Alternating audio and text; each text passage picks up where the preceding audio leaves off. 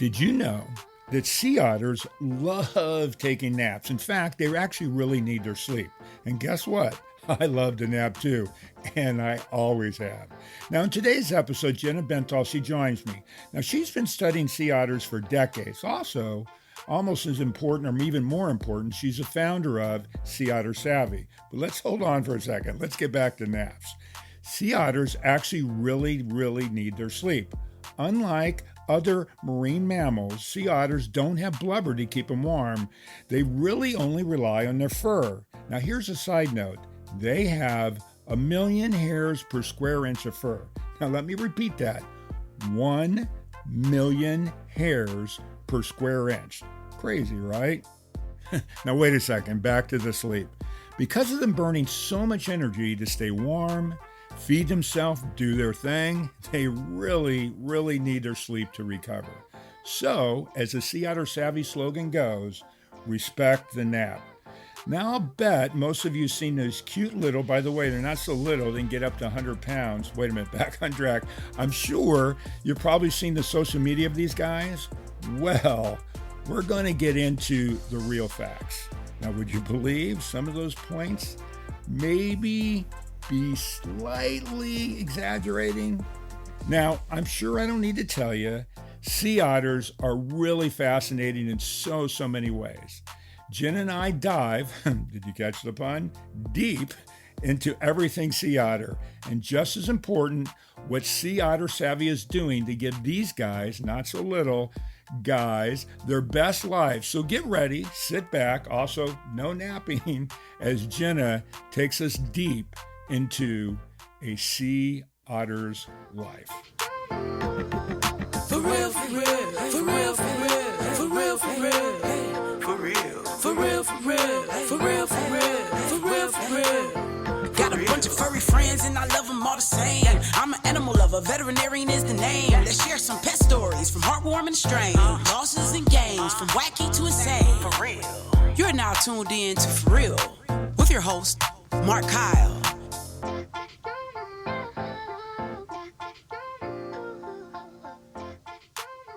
Hey everybody, welcome back to the For Real Podcast. My guest today is Gena Bentall.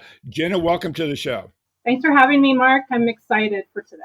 Well, I'm excited, but I want everybody to know this. So both Jen and I we both went to Oregon State, and that makes us beavers. So today you're talking to a beaver who's protecting sea otters. I had to put that in there, just so you know. Anyways, I want to have fun today, but what I want to do first is, and I always do this, I want people to get to know you. So let's talk a little bit about you before we get into the sea otters, where you grew up, how you got to where you are today, and all that. So let's kind of hear the history of Gena.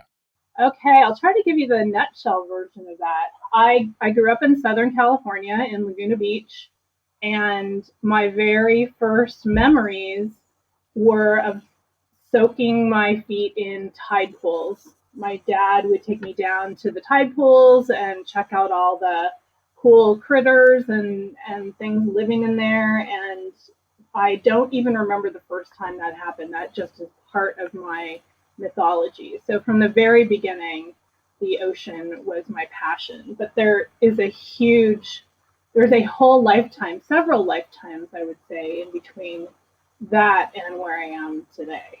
Well, let's talk about that, because how did you end up choosing Oregon State, first off?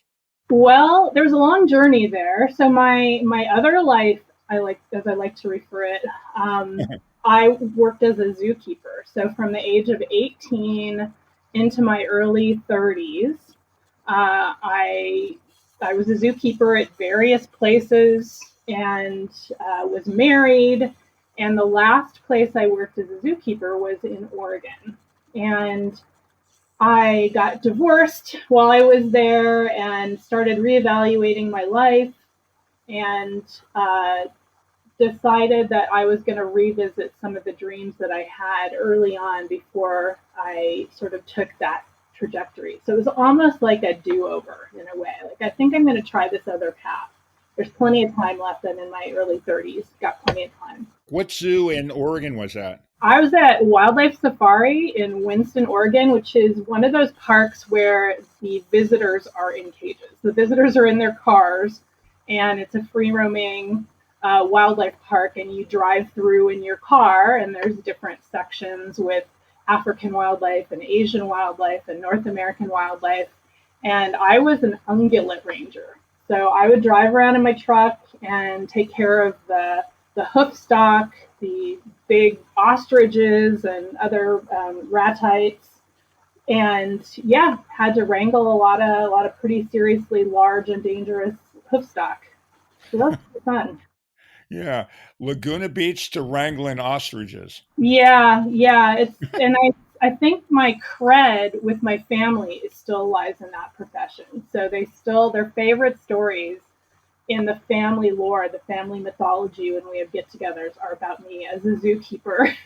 That's great though. I love that. So again, so you're now working in zoos as a zookeeper, and how did Oregon State come in? What were you studying there? So I was feeling pretty burned out on being a zookeeper. There were some things I loved about it, so many great stories and adventures, but I really was not feeling the love for working with animals in a captive situation anymore, and was getting kind of a bad attitude about it. And so I decided this was the time. I had been taking some community college classes, Umpqua Community College, if anyone has heard of that little guy. And then I just decided I am never going to get a degree working full time and taking night classes, and I'm just going to go all in. And so I quit work, got student loans, and went to Oregon State and majored in zoology. And it was fantastic. Yeah, well, and by the way, Corvallis is a great town. I mean, I have great memories from there, but it's a far big difference from Laguna Beach to Corvallis, that's for sure. It is. It definitely is. Well, keep in mind when I was at Wildlife Safari, I was living near Roseburg in Winston, Sure. rural Oregon, and that was the biggest culture shock of my life for me. I had grown up in quite the liberal bubble, and that was pretty interesting experience, and gave me a lot of exposure to a lot of different people who were really good people, but had wildly different viewpoints on my. Is Roseburg by Medford? Is that where that is? I can't remember. It's a little it's further north. I would give you the location of somewhere that is close to. Sure. It's right off of I-5. Right. And people will probably be familiar with the Wildlife Safari, the big billboards with the cheetah on them as you're driving on I-5. But it's really not. It's probably halfway between Medford and Salem. Okay, now I kind of know where it is, because I know I've driven through it a million times, because I'm from Southern California too. So when I would drive up, that's what I would have to do, is drive up I-5 to get up there. Yeah. Okay, so you go to Oregon State. You're now studying zoology. What's the next step after that? So I was there for 3 years. I'd had some previous college credits, so I was able to get my bachelor's in 3 years.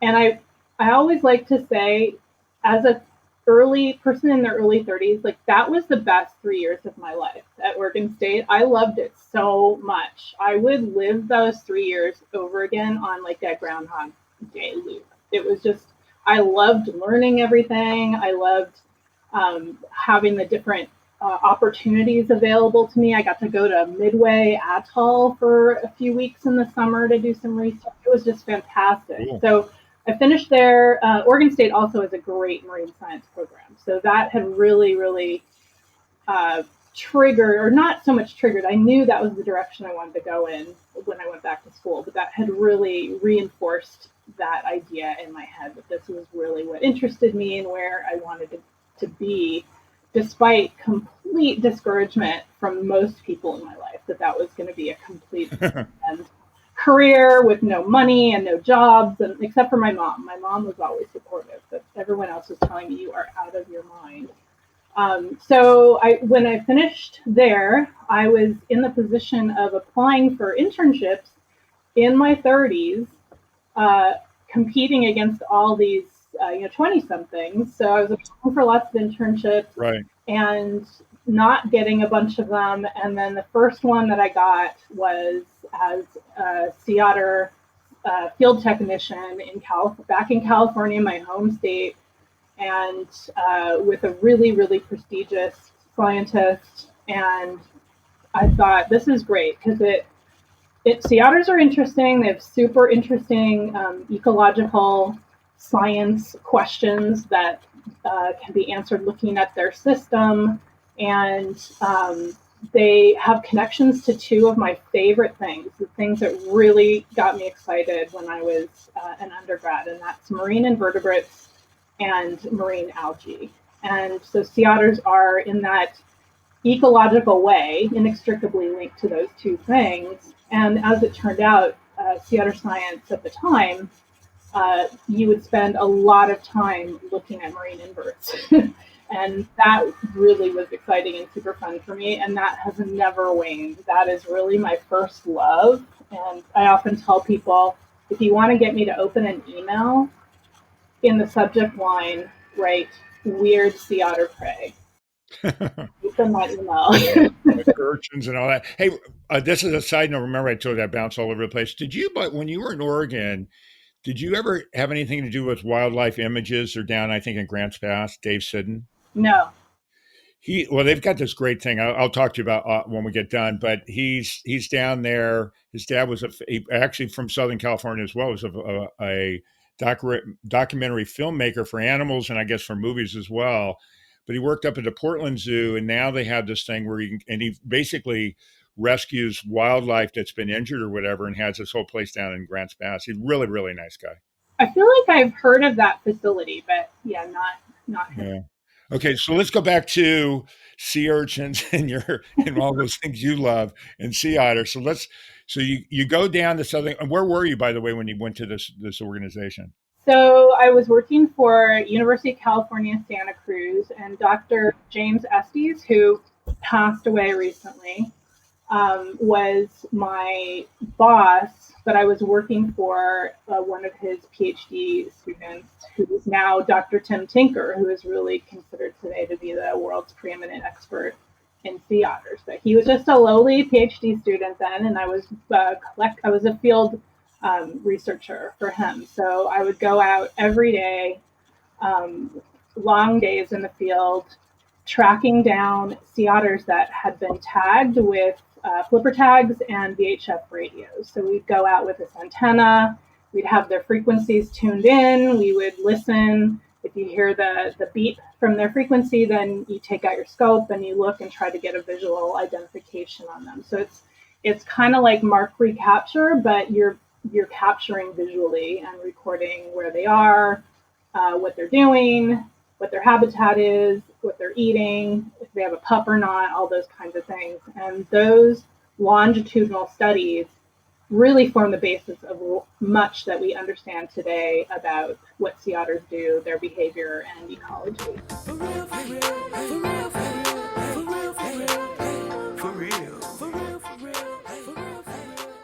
And we'll be right back. We are supported by PrepVet, providing stem cell therapy for pets. As a pet lover, did you know your pet can benefit from the incredible healing power of stem cell therapy? Prep Therapy offers a groundbreaking solution taken right from your pet's own blood. Say goodbye to joint pain, arthritis, kidney and liver conditions, and more. They'll experience faster recovery, increased vitality, and extended quality of life without the need for surgery or harmful drugs. Put the wag back in their tail and discover Prep Therapy today at PrepVet.com. Save 10% with promo code FurRealPodcast, covered by most pet insurance. Let's talk about sea otters now.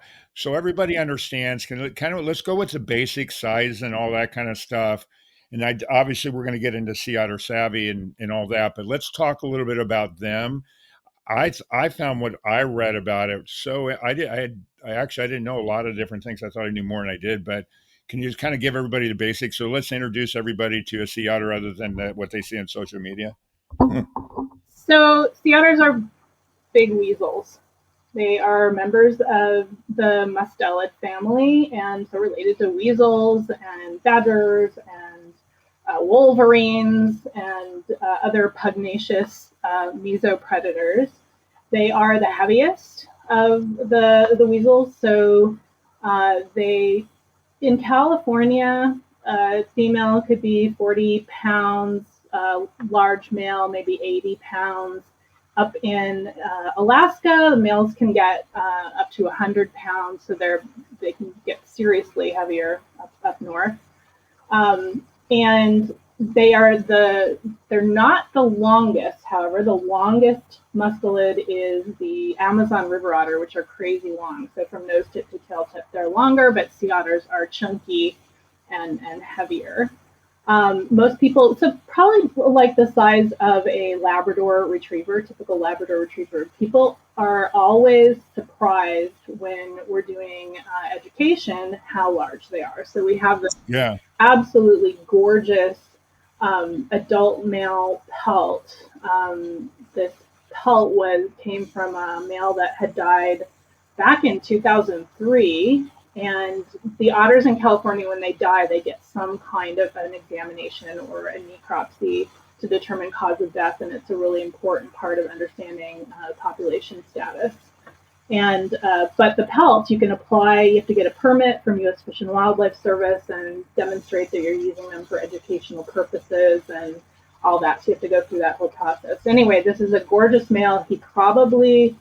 He was suspected to have died from domoic acid poisoning, which is a toxin that comes from microscopic algae that can have blooms depending on getting just the right conditions and produce a lot of this toxin gets into their food supply.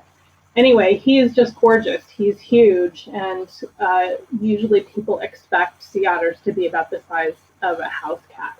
So we have... Well, because the pictures you see on social media, all the really cute little guys floating around and stuff, they look really small. They're a lot bigger than I've realized.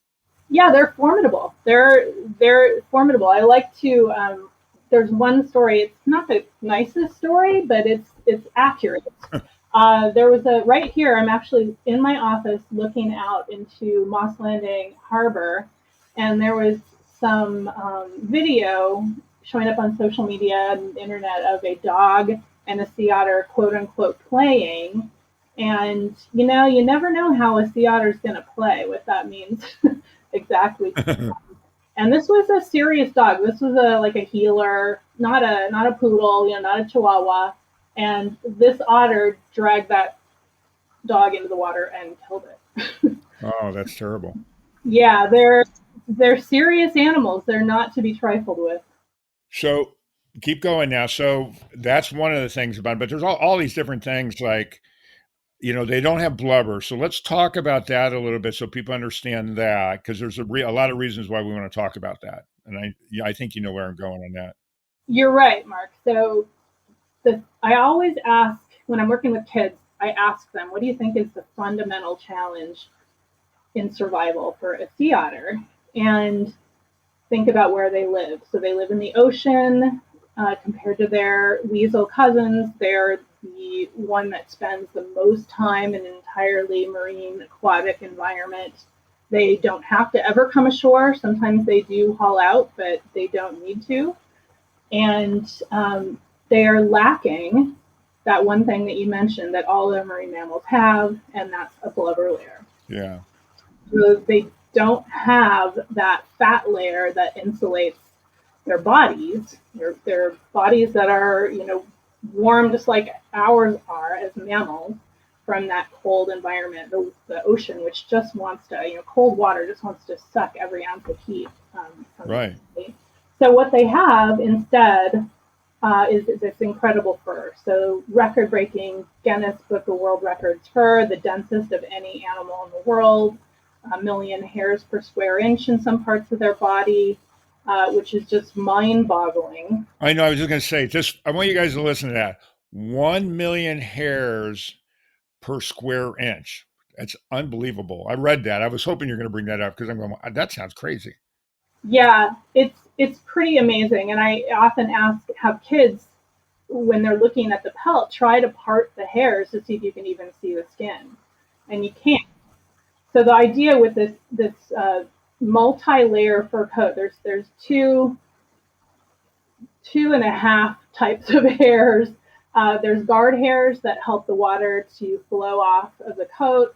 Those are like the longer hairs that you might see on your pet dog or cat. And then underneath you have this fluffier layer of underfur, and each hair has barbs, multi-barbs on it that interlock and trap air. So the whole function of the coat is to trap an air layer. And sea otters spend a good chunk of their day, maybe 2 to 4 hours of a 24-hour period, attending to that coat, aka grooming, to make sure that that air layer is fluffy and acting in the insulating way that it's supposed to. So they scrub it with their paws, they use their tongue, they use their teeth, they do somersaults and spins in the water. A lot of times people will see a sea otter doing somersaults and think that they're playing, but it's actually the very serious business of attending to that fur coat and making sure it's full of air.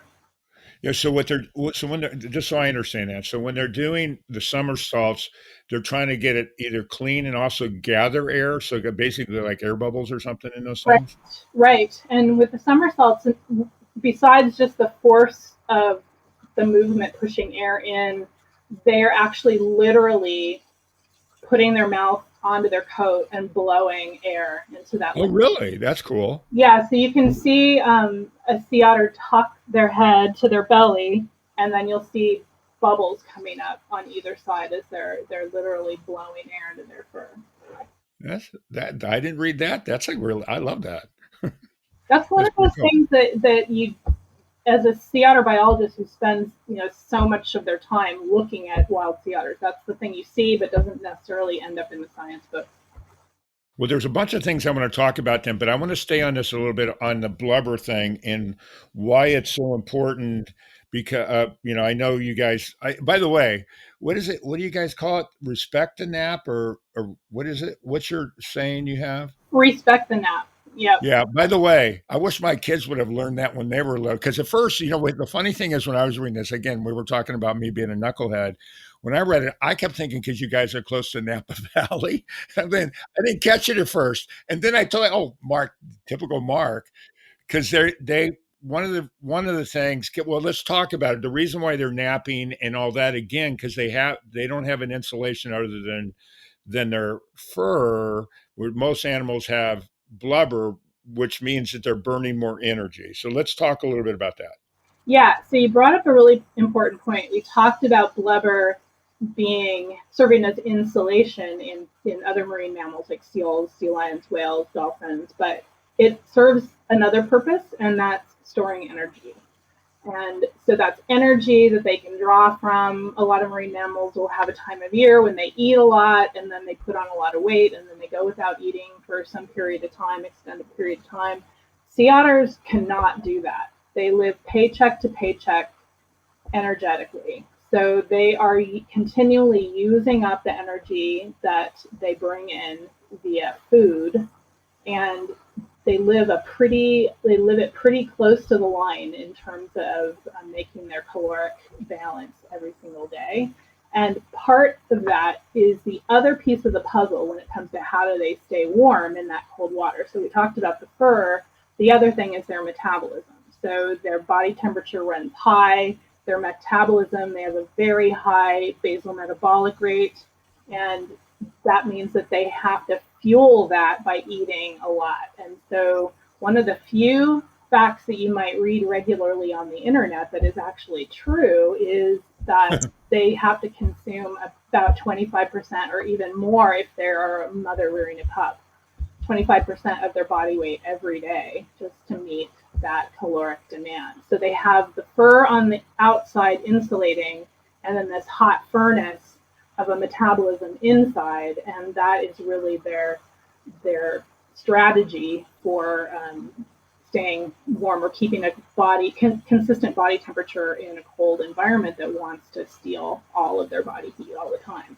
By the way, I love the term "actually true" on the internet, which is so absolutely positively true.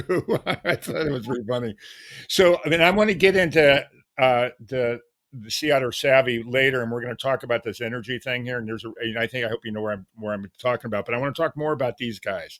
So, one of the things they do is they float around and they all get together. And by the way, I'm going to let you tell the term because I love the term. So when there's a bunch of otters floating together, what's it called? A raft. Raft. It's the best name ever. I thought that's great. And the other thing I read, and you can allude to all this stuff too. By the way, I did some homework. She's the expert. I'm going to sound like I know what I'm talking about, but I know that sometimes they actually, if they don't, I guess if they don't have a bunch of them, they'll wrap themselves in kelp so they don't float away. Absolutely. So that is also 100% true. Well done, Mark. Yeah. So they often rest in kelp. They don't always rest in kelp. They sometimes rest in open water, which isn't super great, and eelgrass beds if they're in a wetlands habitat. But when they do rest in kelp, you can literally see them grab either in their mouth or their paws or both a strand of kelp and do a lateral roll to wrap that kelp around them. They will literally do that. And to me, that is so much cooler than the ridiculous paw holding stuff that is absolutely true. And it's super cool to watch. I know, because when you talk. By the way, what we're talking about, the paw holding, that's the stuff you see on social media where they're holding hands when they want to rest. They want to hold each other's hand and sleep. By the way, I'm sure that's true at some level, but it's certainly the social media playing to the cuteness of it. Yeah, it's what I call fact adjacent. So these are what makes these myths so hard to overcome is that there is a degree of truth in there. So especially otters in captivity, this all started with 2 otters at the Vancouver Aquarium who would float around clasping paws. And that video went viral. Before that video came out, there was just no mention of this behavior in the lexicon. It just didn't exist. No scientist would ever put it in a scientific document. But after that, it sort of took over and became almost sort of a monster, a growing monster of fact-adjacent mythology about sea otters. So the truth is, I cannot say sea otters never hold hands. There are no nevers or always in animal behavior. Right. I have seen it in the wild. I think I have a blog that I wrote about this called A Reality Check. And I think I calculated I've seen it twice in over 200 and some thousand estimated observations of sea otters. So it's just vanishingly rare. Right. And I think what happens is, well, first people get their information from videos of these captive otters or 1 or 2 photos that have circulated of wild otters. And then confirmation bias happens. So they see a raft of sea otters really close together and they can't figure out how they're keeping so close. And they just assume that they're all holding paws. So when in reality, if they really took a close look, you wouldn't see any of them holding paws. Kind of reminds me of quokkas. With their smile. Yeah, with a smile. They have that smile on their face, but there's a lot more. I had somebody on about quokkas, and when you start digging into it, everybody's doing selfies with them, all the celebrities now and all that. It's a little similar. Probably a little bit different too. But anyways, I don't want to talk about quokkas. I want to talk to the beaver about the sea otters. Okay. That's what I want to do. So anyway, so they do that, but let's talk about also one of the things that they do, and I want to get into Keystone species here in a second, but I want to talk about how they use tools. And I know they call them front legs, but sometimes they call them armpits because they have the little pocket or something. Can you talk about that? And because they're one of the few marine mammals, I guess, that actually use tools. Yeah, it's one of my favorite things about sea otters. And I have a colleague, Jess Fuji, who's with the Monterey Bay Aquarium, that's done the science around tool use, and her work is really interesting if anyone wants to look that up.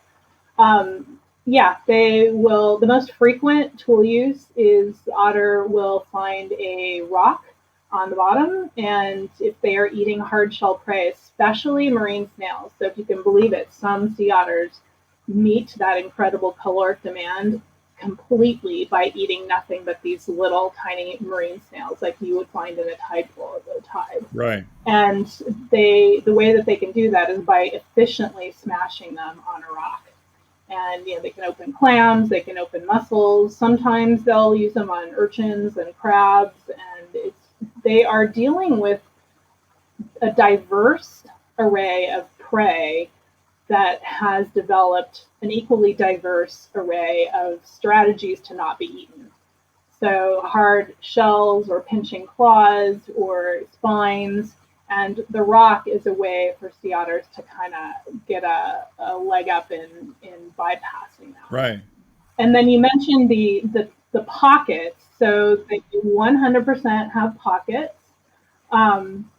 They have not only a loose flap of skin that extends across their chest and into their armpits, but I think there's some muscle structure and muscle conformation there as well that nobody has really looked into from a research perspective. I mean, so it's similar to a marsupial then. Almost. Yeah. It doesn't completely close up. So you can kind of imagine, we could stick something in our armpit and have it stay there. Right. Some have a little more loose skin than others in there, but sea otters are probably working with something that was sort of pre-existing and just evolved over time to be more functional that way. But I've seen a sea otter pull 30 of those little marine snails that I was talking about out of that pocket. So she gathered a bunch of snails. Some of them were just on her belly, and the rest were all shoved into these pockets. And then she was done with the ones on her belly. She would do a rollover and scoop out some more from the pocket and then eat those and keep doing that until all her pockets were empty. A little snack of pistachio nuts to their seals or snails. Exactly. Now, one of the things I read too, again, does some of them actually find a rock that they like better than others and they keep that rock? Is that true or not true? So my response to that question is usually a scientific one. How would we know that?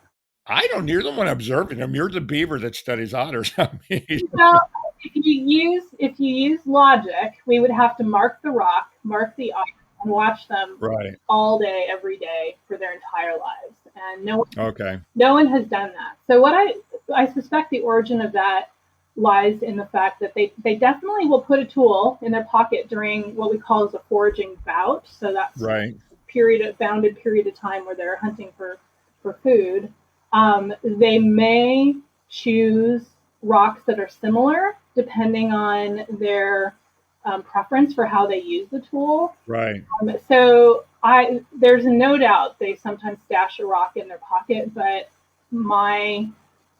based on what are we at, 24 years of observations, I've never known a sea otter to keep a rock after the foraging bout is over. So my guess is they will drop it after their foraging bout, and then when they forage again, they might pick a rock. They might even pick that same rock up. Who knows?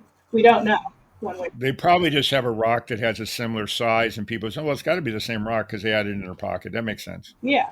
Yeah. Oh, well, I love the idea at least. We're getting into the fact-adjacent mythology of sea otters. I love it.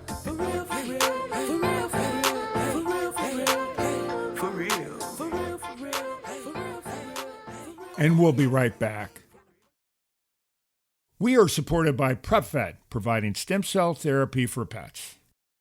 As a pet lover, did you know your pet can benefit from the incredible healing power of stem cell therapy? Prep Therapy offers a groundbreaking solution taken right from your pet's own blood. Say goodbye to joint pain, arthritis, kidney and liver conditions, and more. They'll experience faster recovery, increased vitality, and extended quality of life without the need for surgery or harmful drugs. Put the wag back in their tail and discover Prep Therapy today at PrepVet.com. Save 10% with promo code FurRealPodcast, covered by most pet insurance.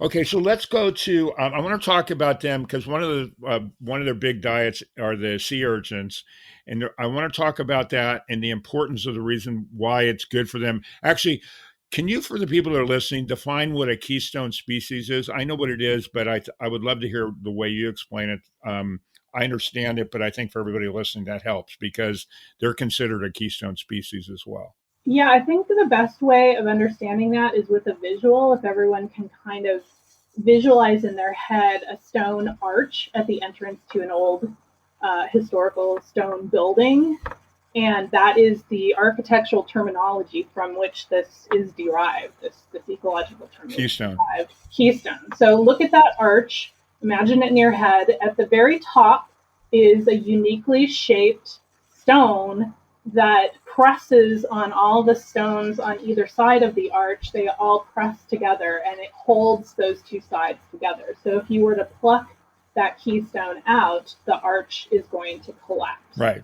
So the keystone species is very much like that, only in an ecological context. So they have, whether it's their foraging, their predatory behavior, their burrowing in the case of prairie dogs, or dam building in the case of beavers. Let's get back to beavers.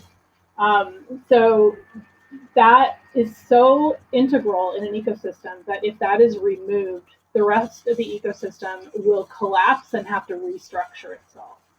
So, and that can be significant in terms of diminishing biodiversity, stability, and all those other things. So sea otters were one of the first two species that were given that term, and it was from the work of Dr. Jim Estes that I mentioned earlier, his work in the Aleutian Islands, where he saw the importance of sea otters feeding on urchins to the biodiversity and the structure and the stability of kelp forests there.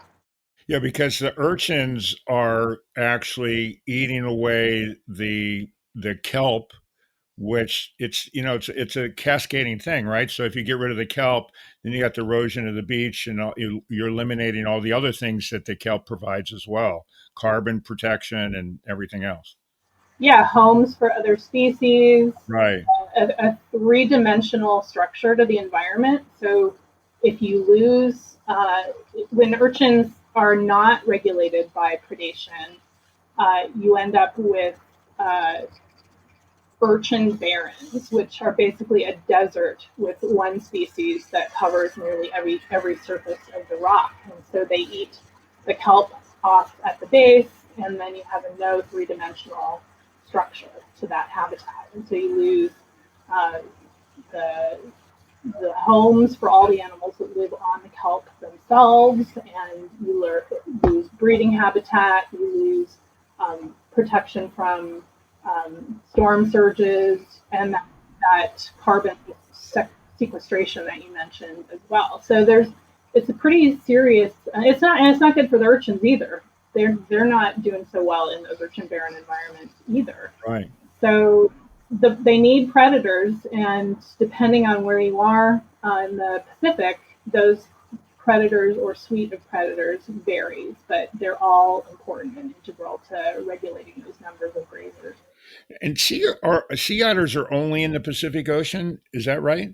That's correct. So northern Pacific, around the Pacific Rim, and historically, prior to the maritime fur trade, they had a continuous population from mid-Baja California all the way around the Pacific Rim through Canada, Alaska, the Aleutians, Russia, into northern Japan. And after the fur trade, that population was radically fragmented, and all of the existing sea otters worldwide today are descended from those survivors of the fur trade. And that, I mean, I love all this stuff. I mean, like I told you, I'm like a kid in a candy shop. Let's move forward a little bit and talk about Sea Otter Savvy. And there's a lot of reasons of stuff we brought up, what you guys are doing to make it be more balanced. So the other thing also that I didn't realize is that they're actually endangered right now. The otters are, correct? So their status under the Endangered Species Act varies by population. So sea otters are local animals. That means they tend to occupy a limited area of coastline and home range for most of their lives. And so what happens locally affects them. So there's several worldwide sea otter populations that are listed under the Endangered Species Act, and southern sea otters, which is the subspecies that we have off the coast of California, are one of them. They're listed as threatened, actually. And so, yeah, they are protected under the Endangered Species Act and under the Marine Mammal Protection Act. So I'm going to go back in time and I'm going to bounce over time. So you're working for that organization. When did you start? You're a founder of Sea Otter Savvy. So let's talk about when you started and tell everybody what it is. And I know there's a lot of things you guys are doing to protect these guys. And again, let's go back to Keystone species. By protecting them, we're protecting a lot of other things as well. Exactly. I love that point. Great job. Hey. So for about 13 years, I did what I described earlier. I went out every day, looked for tagged otters, and conducted field research on them for the most part. And then worked for just about anybody in the state of California and even Alaska that would pay someone to do such work. Money is always at a premium for science, and so we, would always figure out who had the money to pay a field researcher at any given time and go there. So at the end of that, I was noticing more and more frequently that human marine recreation was really impacting the sea otters and their behavior. And most frequently, otters that are resting, trying to get their sleep that's really, really important to them, and they would have that interrupted repeatedly, mostly by kayakers, not entirely by kayakers, but mostly. And I was pretty frustrated by that. I didn't know what to do about it. I yelled at a lot of people, which I since have abandoned that technique. And I worked for a government agency who really wasn't tasked with doing outreach, and so they weren't terribly interested in ideas for some outreach strategies that I was having with some local businesses and et cetera. So when that term position ended, it just so happened that timing coincided with a working group of folks from what we call the Southern Sea Otter Research Alliance was gathered together to address this problem of human disturbance to sea otters. And I joined that working group.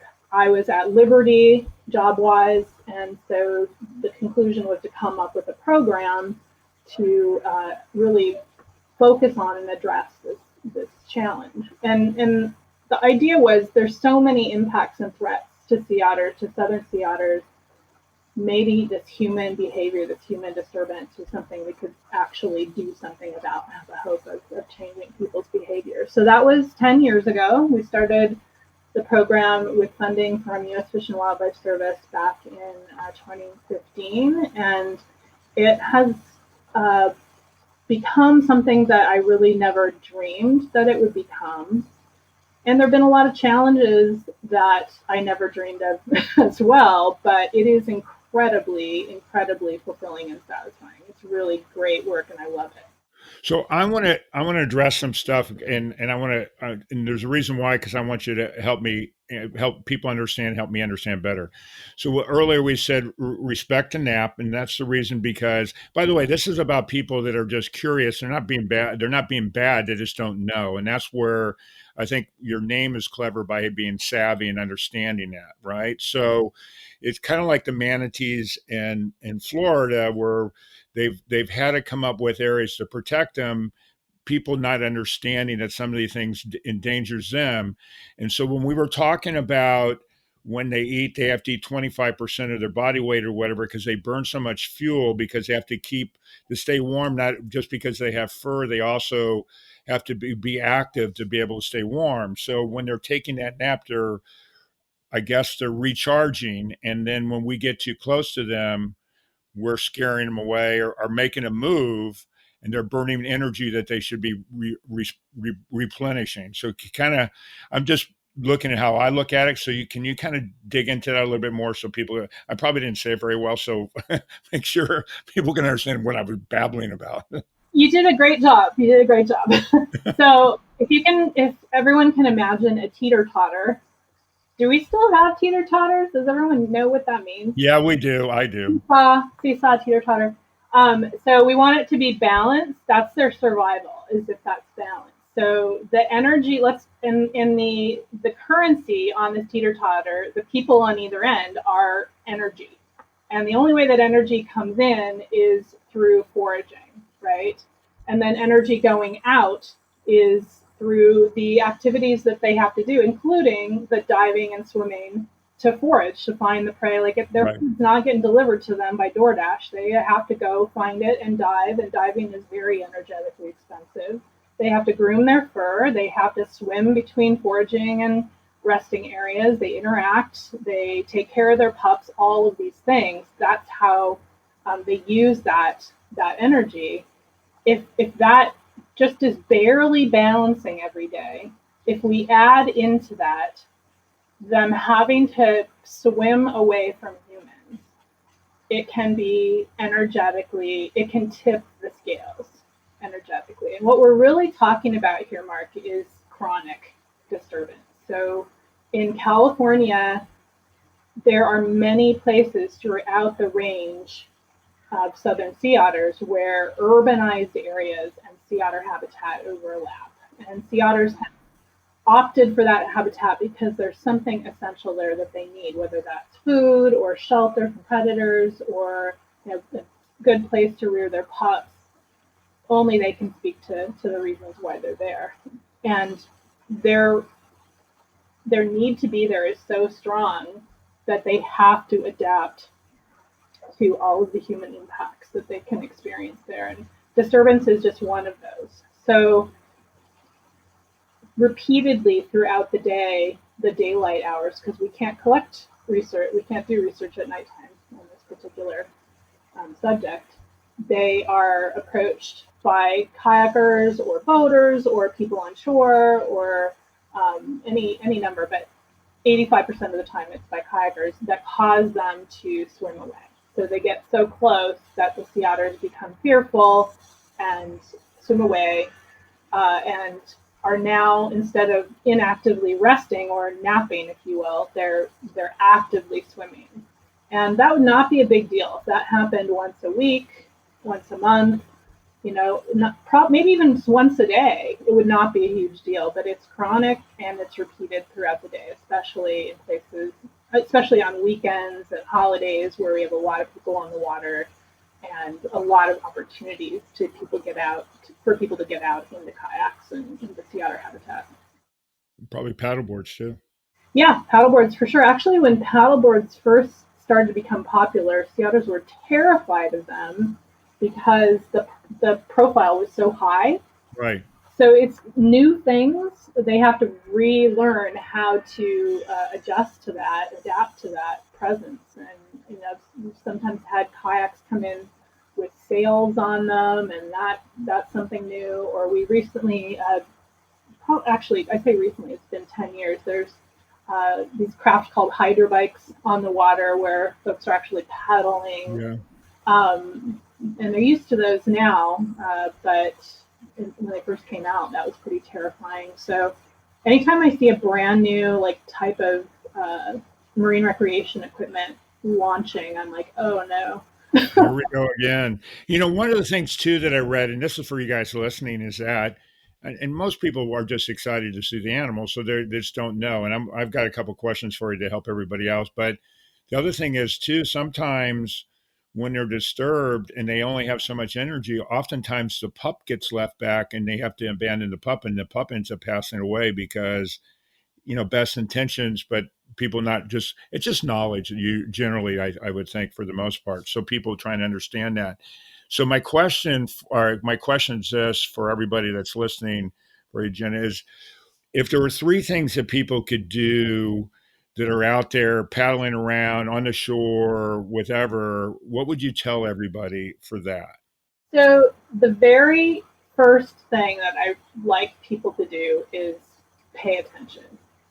And that seems like a ridiculous thing to tell people when they're out paddling or enjoying nature, but I think it's a lost art. Paying attention to what is actually going on around you, distancing yourself from your digital world, and noticing things. So I also think that noticing is a lost art. That kind of goes back to the paw holding thing. Like, look at those otters. Are they really holding paws? Notice what those otters are really doing. So we encourage people to do that. And that way you can actually see wildlife around you ahead of time. So you can plan to go on to step 3 that I'm going to give you. And you can see how they might react to you. And I think once you start noticing how wildlife, even the wildlife in your own backyard, reacts to you, that can be the first step in being more responsible and exercising responsibility around wildlife. And as we continue to encroach on their habitat and their homes, like, that's going to become very, very important. Right. The second thing is put your phone down. And that ties into the first thing that I mentioned. We frequently see people viewing their experience, even while kayaking, through their phone. And I didn't mention that we have 10 years of research that we've conducted on human disturbance to sea otters. So this is where what I'm about to say is coming from, and my understanding is the energetic cost to sea otters. So one of the things that we've noticed about 5 years ago, we started having the observers record whether someone in a kayak or on shore is using a camera of some type. So they can be using a DSLR camera. Believe it or not, people take their hugely expensive long lens cameras onto kayaks pretty frequently, or they're using their phone, which is extremely common. And we wanted to see how that impacted their behavior towards sea otters. And what we've discovered is that people actively using their cell phone to take video or photos get significantly closer to otters than people that are. That makes sense. Yeah. And that's kind of the whole social media drive to get video and photos, and you're using a photography tool that's not designed for wildlife photography, right? It's not designed for getting close-ups, and because of that, people just get too close. And they're also not only motivated to get too close to get photos or video, but they're not paying attention. And so they can drift or just pass too close, and they're not paying attention to how the animals are reacting and to what's going on around them. It can be a safety issue even for them. So put your phone down, leave it on shore. Some people have to take a phone. I have to take a phone with maybe for safety reasons when I take groups out, but I really recommend you're going to have a better experience overall if you just give yourself over to the being in the moment and being in nature and enjoying it, not through a screen. And then the last one is another behavioral change that's really easy to make, and that's just give them space. And this applies for, again, any wildlife. So it's hard to give specific distances for sea otters in California, where they're relatively habituated to humans. We recommend 5 kayak lengths, which is about 60 feet. And why do we use kayak lengths? Because, again, that's the most common source of disturbance. So people can use the craft that they're actually in to help them gauge that distance. But if you see the otter looking at you, whatever distance you're at, you're too close, and you need to stop and move away. So if they're paying attention to you, they're probably scared, and that means you're too close. It's the first warning sign, right? And you don't have to have a degree in animal behavior to recognize when an animal is looking at you. And so I think that's a really important thing. Of course, you've already gotten too close if they're looking at you, but if you're having trouble estimating that distance and you see that look, then it's time to turn around. And it's the disturbance, the harassment that violates the 2 federal laws, the Endangered Species Act and the Marine Mammal Protection Act. So there is no specific distance given. It's the distance at which you cause a disturbance to their behavior. So that's a really important part of the 3 things that I mentioned: noticing, paying attention, putting your phone down, and giving space. All those 3 things go together. Well, what's funny is, it's in the simpler way of saying that And of course, it's difficult because they're in nature, but I don't know. I don't want somebody coming into my house looking inside my window. So it's the same idea. I mean, it's a little bit of a stretch, but the idea is it's their home. So you're encroaching upon their home if that's where they're sleeping all the time. Mark, it's not even taking peeking in your window. It is coming into your bedroom Right. with their phone, taking video of you, and that happening more than once throughout the night, every night. Yeah. That's that cumulative effect that really adds up to an energy cost for them that is significant. And so to make up for that, they have to eat more. And again, foraging, the activity of foraging is energetically expensive. So they have to eat more, plus they have to counteract that extra cost of going foraging, or they're going to lose body condition. And you alluded to something really, really important earlier, and that's moms with pups. And they are at an extra energetic premium because of the cost of rearing a pup in sea otters. So 25% of their body weight every day just for an average adult without a pup. A female with a pup getting close to weaning age, it's 50% of her body weight. So she gives part of her prey, as much as a third of her prey, to her pup, and she has to produce milk. She's lactating as mammals do to nurse her pup, and so that has an energetic cost.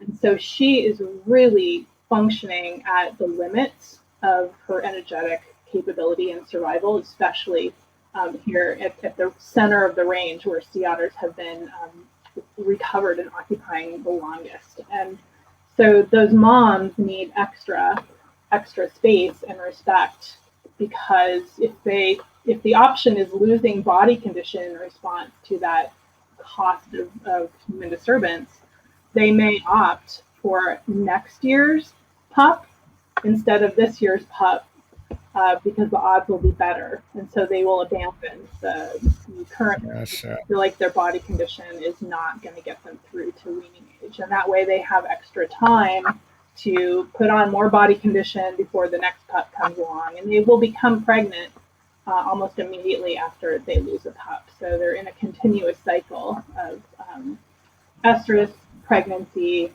and pup rearing, pup dependency.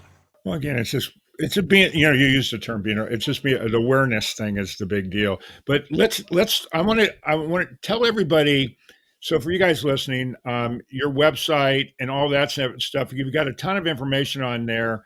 And then I want to I know that every organization like yourself runs on funds and how everybody can help you. So how can they find you? Social media, by the way, for you guys listening, it's in the description, but just to give it out, could you tell everybody your website, how they can help it, volunteer, donate money, whatever else? I'm sure there's a lot of different things that can help. So can you kind of put that out there for everybody? Yeah, so we're really easy to find. The word savvy is not really common in organization names. So if you put Sea Otter and Savvy together, you're going to find us in some way, shape, or form. At seaottersavvy.org, you can browse through lots of different tabs and pages. We have guidelines, an extended page of guidelines for being Sea Otter Savvy.